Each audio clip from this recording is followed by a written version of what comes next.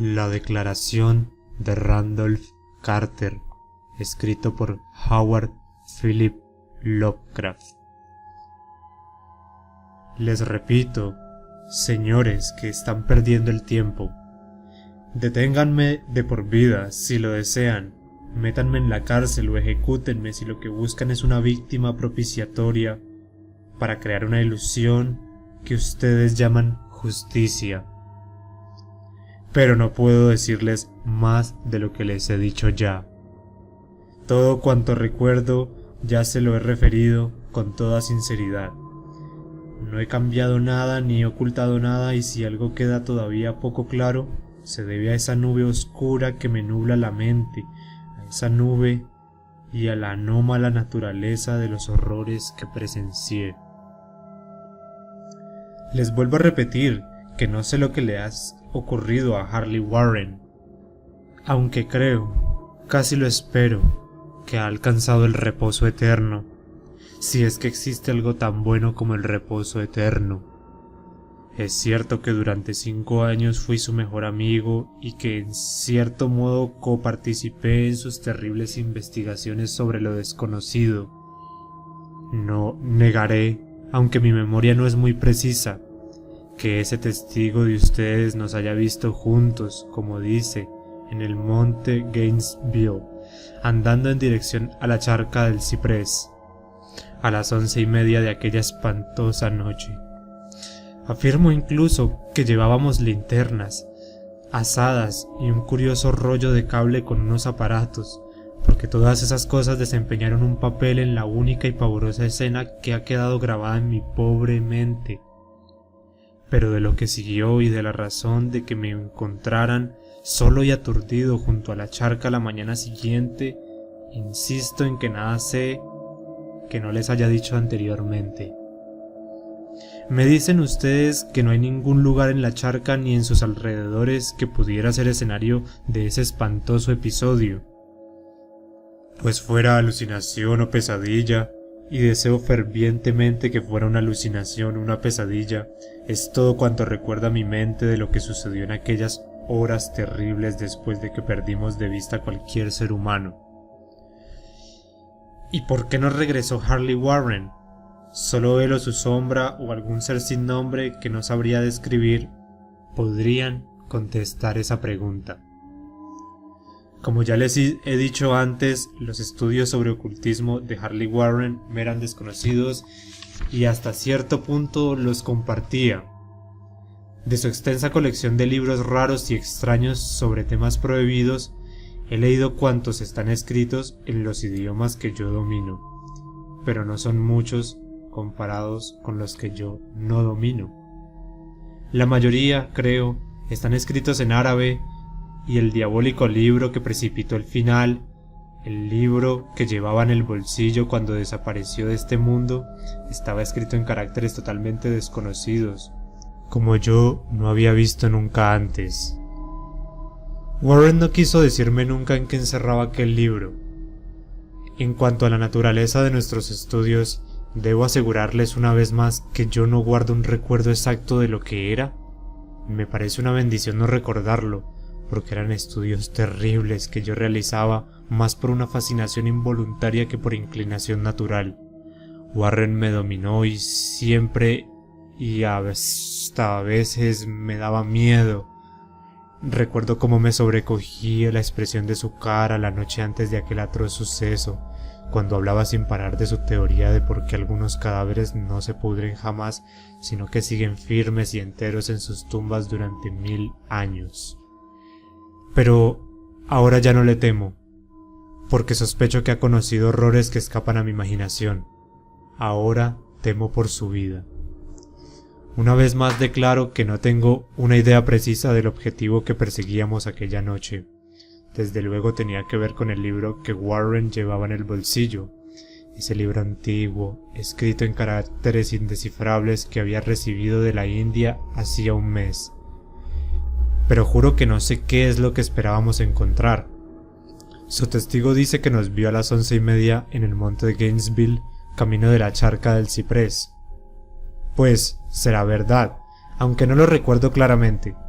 Lo que se me quedó grabado en la memoria fue solo una escena y sería ya bien pasada la medianoche porque la luna, en cuarto creciente, estaba ya alta, difuminada por la niebla.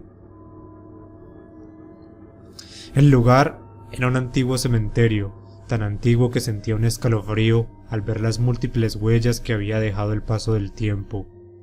Estaba en un barranco profundo y encharcado, en el que crecía espesa y alta la hierba, alternando con musgos y con curiosas plantas trepadoras. Flotaba un hedor vago que, por un capricho de mi imaginación, pensé que era olor a piedra podrida. Por todas partes se veían señales de negligencia y decrepitud. Me asaltó la idea de que Warren y yo éramos los primeros seres vivos que invadíamos aquel recinto tras siglos y siglos de silencio fatal. Por encima del borde del barranco, una luna estrecha y difuminada asomaba por entre fétidos vapores que parecían manar de lúgubres catatumbas, y a la débil luz de sus temblorosos rayos alcancé a distinguir una espantosa colección de lápidas, urnas, losas, cenotafios y mausoleos, todo ello ruinoso, invadido por los líquenes, manchado de humedad y en parte oculto por la exagerada profusión de hierbas malas. Mi primera impresión vívida de mi presencia en esa terrible necrópolis se refiere al hecho de detenernos, Warren y yo, ante un sepulcro, medio destruido, y de arrojar al suelo unos bultos que, al parecer, habíamos llevado todo este tiempo. Me di cuenta de que tenía una linterna eléctrica y 2 azadas, mientras mi compañero llevaba otra linterna y un equipo telefónico portátil. No dijimos palabra porque parecíamos conocer el lugar y saber lo que teníamos que hacer, y sin más agarramos las azadas y empezamos a limpiar la hierba, musgos y tierra, la tumba arcaica y lisa. Cuando descubrimos toda la superficie, que consistía en 3 inmensas losas de granito, retrocedimos unos pasos para contemplar el siniestro escenario. Warren parecía calcular algo mentalmente. Entonces volvió al sepulcro y escarbó con la azada para meterla por debajo de la losa, que se encontraba más cerca de un montón de piedras que, en tiempos, debieron de ser algún monumento funerario. Hizo palanca con la azada, pero no conseguía mover la losa, y me hizo señas de que fuera a ayudarle. Al fin, nuestros esfuerzos combinados lograron desencajar la losa, la levantamos y la corrimos hacia un lado. Al quitar la losa, apareció una abertura negra, de las que salían bocanadas de gases de miasmas tan nauseabundos que retrocedíamos espantados. Tras un momento, sin embargo, volvimos a acercarnos al pozo y ya las exhalaciones eran menos insoportables. A la luz de las linternas vimos un tramo de escaleras de piedra, chorreando algún fluido repugnante de las entrañas de la tierra, y a cuyos lados se alzaban muros de piedra húmedos, manchados de salitre. Y aquí, por primera vez, recuerdo que habíamos hablado algo. Warren se dirigía a mí con una voz suave de tenor, una voz singularmente tranquila, a pesar de las circunstancias que nos rodeaban. Siento tener que pedirle que se quede aquí arriba, dijo. Pero sería un crimen permitir que alguien con los nervios que usted tiene bajara por aquí. No puede usted imaginar, ni por lo que ha leído, ni por lo que yo le he contado, las cosas que me dispongo a ver y a hacer. Es un trabajo diabólico. Carter, yo dudo que ningún hombre que no tenga nervios de acero pueda resistirlo sin perder la vida o la mente. No quiero ofenderle, y Dios sabe cuánto me gustaría tenerle a mi lado, pero la respuesta sigue siendo no. La responsabilidad, en cierto sentido, es mía, y no quiero arrasar a un manojo de nervios como usted a una muerte probable o a la locura. Se lo aseguro, no puedo imaginar lo que va a hacer esto. Pero le prometo que le mantendré informado por el teléfono de todo cuanto ocurra. ya que he traído cable telefónico suficiente para llegar al centro de la Tierra y volver. Todavía me parece estar oyendo aquellas palabras, dichas con tanta sangre fría, y aún recuerdo mis protestas.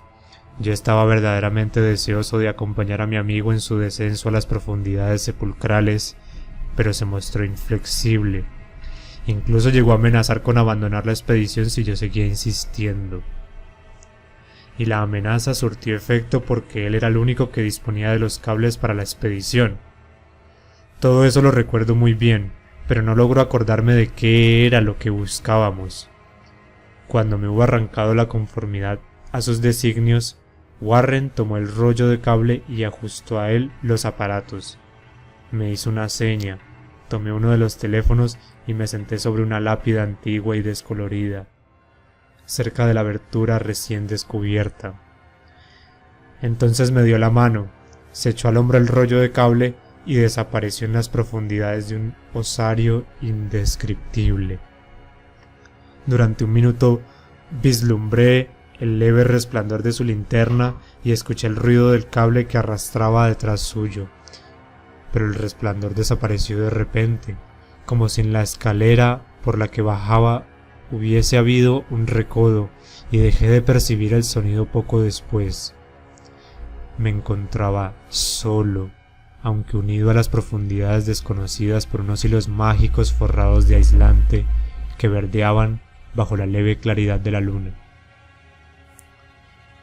No hacía más que mirar la hora a la luz de la linterna y escuchar con febril ansiedad por el receptor del teléfono, pero durante más de un cuarto de hora no oí nada.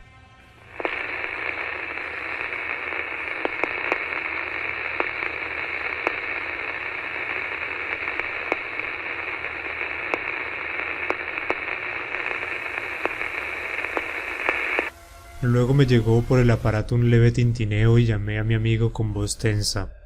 Por grande que fuera mi aprehensión, no estaba preparado para escuchar las palabras que me llegaron desde las lúgubres bóvedas, con acentos más alarmados y estremecidos de los que pudiera haber supuesto jamás en Harley Warren. El que acababa de dejarme con toda calma hacía un momento, hablaba ahora como un susurro entrecortado, más espantoso que el más formidable alarido. Dios santo, si pudiera usted ver lo que ven mis ojos. No pude responder, había enmudecido y solo podía esperar. De nuevo percibí su tono enajenado. Carter, es terrible, monstruoso, increíble. Sabes, no me falló la voz y vertí sobre el transmisor un borbotón de preguntas nerviosas. Aterrorizado, repetí una y otra vez: Warren, ¿qué ocurre? ¿Qué ocurre? De nuevo, llegó hasta mí la voz de mi amigo, aún más enronquecida por el miedo, ahora con un leve tono de desesperación. No puedo decírselo, Carter. Es mucho más de lo que se puede pensar. No me atrevo a decírselo. Ningún hombre puede llegar a saberlo y seguir con vida. Dios bendito, jamás soñé con encontrarme con esto. Y luego el silencio, roto únicamente por el torrente de mis inquietas preguntas. Entonces oí la voz de Warren, presa de consternación infinita. Carter, por el amor de Dios, ponga en su sitio la losa y salga de aquí mientras pueda hacerlo. ¡Rápido! Déjelo todo y váyase de aquí. Es su única oportunidad. Haga lo que le digo y no me pregunte por qué. Lo oí, pero era incapaz de hacer otra cosa que repetir mis preguntas frenéticas. Alrededor mío todo eran tumbas, oscuridad y sombras, y allá abajo había algún peligro que escapaba al ámbito de la imaginación humana, pero mi amigo corría un peligro mayor que yo, y a través de mi miedo sentí un vago resentimiento contra él por creerme capaz de abandonarla en tales circunstancias.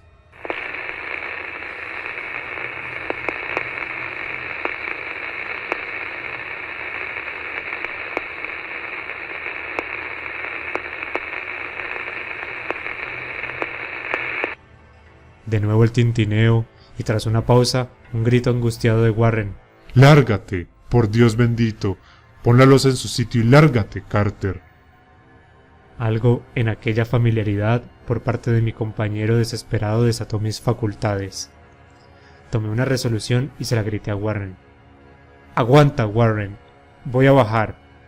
Pero al oírlo, el otro cambió el tono de su voz y se convirtió en un grito de angustia.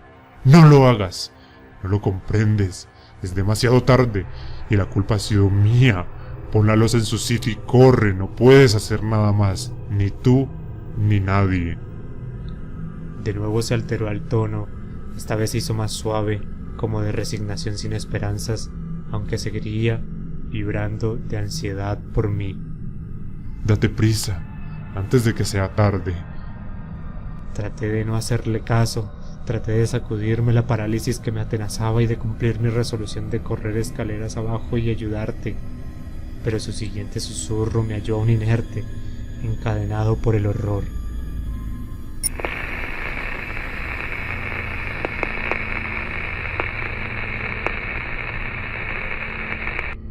Carter, deprisa, no hay nada que hacer, debes irte, mejor uno que dos, la losa, sal corriendo.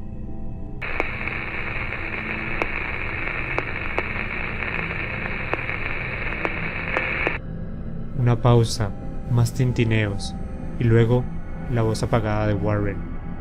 Ya casi se ha consumado, no lo hagas más difícil, tapa esa maldita escalera y sálvate, corre. Estás perdiendo un tiempo precioso. Adiós, Carter. No volveré a verte más.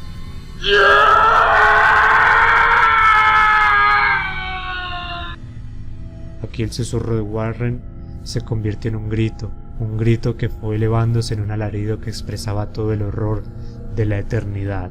¡Maldita sea! Todas estas cosas, legiones, demonios, Dios mío.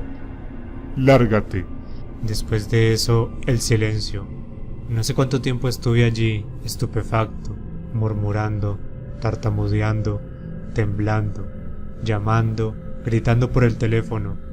Una y otra vez durante un tiempo infinito estuve musitando, susurrando, tartamudeando, gritando. «Warren, Warren, responda. ¿Está usted ahí?» Y entonces sobrevino la más horrorosa, la más espantosa, increíble, impensable y casi inefable cosa. Ya he dicho que había pensado mucho tiempo desde que Warren me gritara su última y desesperada advertencia y de que solo mi voz rompía ahora el pavoroso silencio. Pero al cabo de un tiempo sonó de nuevo un tintineo en el teléfono y aguzé los oídos para escuchar. De nuevo llamé. «Warren, ¿está usted ahí? Warren, ¿está usted ahí?» Y en respuesta a mi pregunta escuché eso que me ha nublado la mente, esa voz. No me atrevo a describirla en detalle, ya que las primeras palabras me hicieron perder el sentido y no lo recobré hasta despertar en el hospital. Será preciso que diga que la voz era profunda, cavernosa, hueca, gelatinosa, remota, ultraterrena, inhumana, incorpórea. ¿Qué puedo decir? Fue el final de mi aventura y es el final de mi relato. La oí y no supe nada más. La oí mientras yo estaba petrificado en ese cementerio desconocido, en el barranco, entre ruinas y tumbas, entre una invasión de plantas y vapores fétidos. La oí que surgía de las profundas entrañas de ese maldito sepulcro abierto, mientras unas sombras amorfas y necrófagas danzaban bajo el espectral resplandor de la luna. Y esto fue lo que la voz me dijo.